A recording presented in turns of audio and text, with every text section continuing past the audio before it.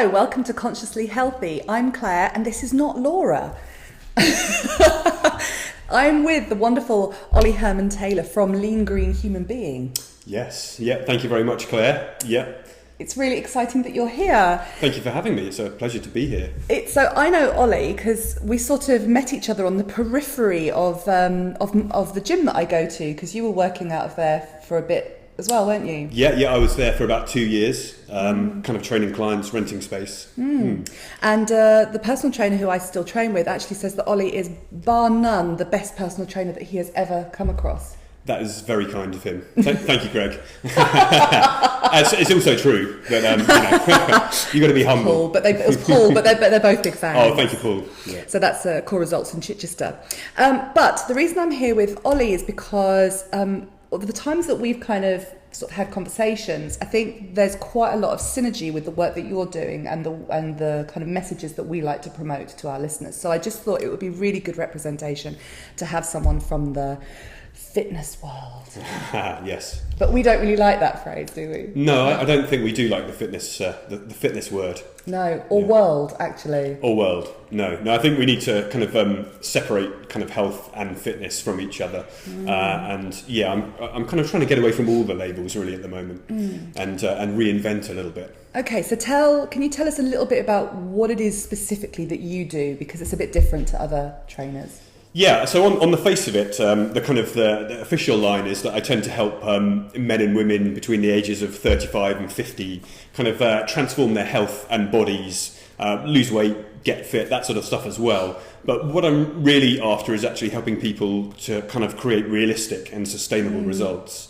So I want to work on the basics, the foundations of health, and help people kind of build true health from the inside out. And then when you do that, it kind of shines on the outside. Yeah, and I think that's really important, isn't it? Because this sustainability within fitness, it's the bit that kind of bothers me. And, we're all about big picture thinking. So how all the pieces of the jigsaw for a consciously healthy lifestyle can interconnect. And the problem is that often people will, particularly with fitness, they'll do a burst of fitness, and then they kind of, and I'm going to eat really healthily and do a burst of exercise. But they don't find a way of exercising that A, they enjoy, or B, is sustainable. So then long term, they're not getting the benefits. Yeah. And so this sustainability thing I find really interesting. And we were talking earlier a little bit about, from my personal journey, I'm always very interested in sustainable exercise, because as someone who experiences chronic fatigue, I know that I can just be so exhausted that if I drag myself to the gym, I'm piling stress hormone into my body and therefore being counterproductive. And you were saying that actually that's exactly the kind of thing that you're trying to get away from, that model. Yeah, I think it's you've just explained it very well there. But I think sustainability is a kind of key concept, especially as some of us get a bit older, and really. All of the diet programs out there, any diet, and most of the traditional kind of faddy exercise programs, what we find is that kind of people, they're very strict for 2 weeks or 2 months or 6 months, but then they return to normal life, and so they get something called the rebound effect, where you put all of the weight back on again with interest, or you break something, so your shoulder gives out or your knee. And I think that it's really important to get people to understand that this is a lifestyle. This is not something you're doing for 2 weeks or 2 months. It's not a quick fix. And if you want real results that last, then this is something that is the foundation of the rest of your life. So you have to eat properly. You need to eat real food. It's quite simple. You need to stay hydrated. You need to move. You need to kind of keep your body mobile and strong, but you don't need intensity all the time.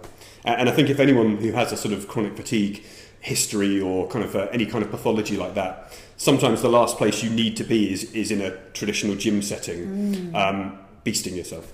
Yeah, and I think this is the really interesting thing, isn't it? Because, chronic fatigue is quite specific, but there are so many imbalanced hormone profiles out there. So, people with tiredness or weight gain or just stress, or, there's 1,000 that we could talk about. Yeah. And I know something that I've been working with quite a lot, sort of nutritionally, is before people even go into trying to lose weight or whatever, they have to get that hormone profile back in balance. And so I really like what you were saying earlier about how you will focus on the food first. Yeah. So talk me through, if someone was going to come to see you or work with you, so what is it that you're trying to achieve, and what kind of timescales are you looking at when you first start working with someone? So traditionally, in the world of fitness and health, people are looking for quick fixes. So everyone is in a hurry. I've got to lose a stone for this wedding, or I'm going to go on holiday in 2 weeks. And I don't do any of that stuff. I won't work with people on that basis anymore. So I think that what I try and do is kind of reset people. I try and help people have a lifestyle overhaul. And I have a system. It's really simple. It's 3 steps, and it's called Think, Food, Move, and it's in order of importance.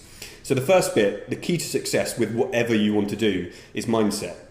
And the reason most people fall off the wagon is they try and use willpower.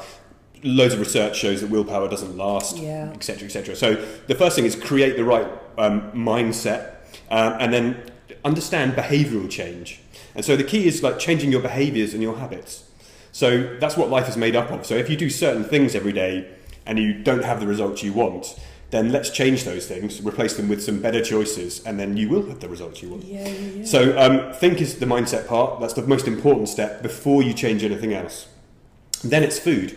And at least 80% of your results for weight loss, but also for most health issues, come from food. And food is, like, I think, the most basic form of medicine, if you like, and you put it into your body at least 3 times a day, every day. So, and you've got like nearly 100 trillion cells in an average body. So, and every one of those, all of your hormones, kind of connective tissues, everything, all parts of your system are affected by what you put in your mouth, what you eat and drink. So then it's food. And then the icing on the cake, the last bit, is move. And I think that once you have a baseline of health and you've restored your energy levels and your hormonal kind of handling is back in normal ranges, then I think then you are clear to go and do what you like in the gym or out of the gym. And I think timescale wise, you mentioned, we're looking at 6 to 12 months minimum. And I usually work with clients longer term for a couple of years. Yeah, I love that. And it was something I was saying earlier, and it's a little bit controversial, folks, but... We like that. Yeah, but I'm always putting my foot in it. But I really have an issue with the fitness world as it is at the moment, and which is one of the reasons why I really like the way that you work, because actually the fitness industry has become a little bit like the beauty industry, where it's the people who actually aren't going to achieve academically who are going into either the fitness industry or the beauty industry. And I'm sorry if that's upsetting, because there are genuinely good trainers who are going through a flawed system, and genuinely good beauty therapists going through a flawed system. But it's actually become, this is the route that people are often taking. And so we're getting substandard trainers. I mean, I remember talking to a trainer who didn't even know, I was talking about the muscle in your shoulder, back of your shoulders, the rhomboids, and he didn't even know what the rhomboids were. Which is just completely unacceptable. It's like a sort of kite shape, isn't it? So you learn it at school. And it's completely unacceptable. And so how, when you look at the complexity of hormone profile, of bringing nutrition in, of mindset, there's psychology, there's physiology, pathology, there's nutrition, there's all of these things that have to go into training. But you didn't go down the traditional training route, did you? Or you may have started that way. I started off traditionally like everyone was, everyone does, in the industry. So I liked lifting weights, and I used to bench press and do all of the usual things, and I used to be a lot more muscly and have bigger biceps. But I used to own a clothing company, and when I set the clothing company up, I sort of tried to get my qualifications up and running in fitness because I needed to pay the bills. And I just loved it, so I became a personal trainer and did have a traditional sort of beginning. But I very quickly realised that the qualifications I had, like being a personal trainer, was useless, and I couldn't really help anyone. So if someone had back pain or if someone had shoulder injury, I couldn't help them. I was completely stuck, and I had no nutritional understanding. It really was just do 2 sets of this, and it was machine based at the time. So I think that I started studying with the Czech Institute in California, which is kind of corrective high performance exercise kinesiology, and just their entry level qualification, the exercise coach. Suddenly I was like here compared to other personal trainers, and so it's a very interesting journey. And I think what you said about the industry is absolutely right, because you can go out and you can get a qualification online. You never have to, go and turn up and be assessed practically. You can get a weekend certification and then open your own gym. And, you know, there is a certain level of kind of responsibility you take on as a health and fitness professional, and I think it's one of the most important things you can do, one of the most important professions, but it has become really, really devalued. And so I hope that we can, people like us can kind of change that a little bit. Yeah. So you don't work sort of traditionally now, like out of a gym. No. So can you just tell people how you know what it is you're offering at the moment and how they can get in touch with you? Of course, yeah, I'd love to. So what I do is I have a private studio at my house in the garden, and it's fully equipped. It's basically in the middle of a wood. There's a log burner in the corner. And what I try and do is I try and get people to kind of come in and commit to a longer duration of program with me. And I want to work on bigger challenges. And I'm particularly interested in helping kind of men and women who have become a little bit stuck, a little bit lost. They have a history of yo-yo dieting, of fatty exercise programs, and they've reached the point where they just can't lose weight. They just don't feel in control of their bodies anymore. They're probably exhausted and they have some kind of back pain. So, yeah. And for people who can't kind of come to you regularly, you do a what do you call it, a reset? Yeah, so I've been wanting to do residential retreats for a long time, but I hate the word retreat. And I think we shouldn't run away from anything, and we don't want to escape our problems. This is the whole thing. It's like you escape for a week, you know, you do yoga, you have a juice fast, and then you go back to normal life and everything goes back to the way it was. Yeah. So we do a reset program. Amazing. So we're launching 2 this year. We're doing a 6-day residential luxury version in a very nice accommodation, and it's a fully kind of catered program in terms of lots of education, lots of behavioural change psychology, lots of good exercise, and lots of real food.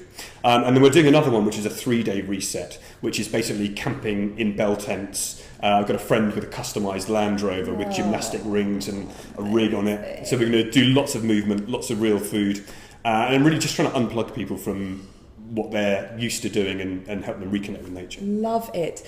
And how can people get in touch with you online? So the best way, sorry, at the moment, just trod on your foot. It's fine. The best way at the moment is to go to leangreenhumanbeing.com. That's my website. There's just a holding page at the moment, but there is a form you can fill in. Also, facebook.com/leangreenhumanbeing is a good place to kind of find out, watch videos. Yeah, really good videos. Excellent videos, actually. So definitely check them out. And that's it for today. And thank you, Olly, for coming to talk to us. Absolute pleasure. Thank you so much, Claire, for having me. See you all later. Bye.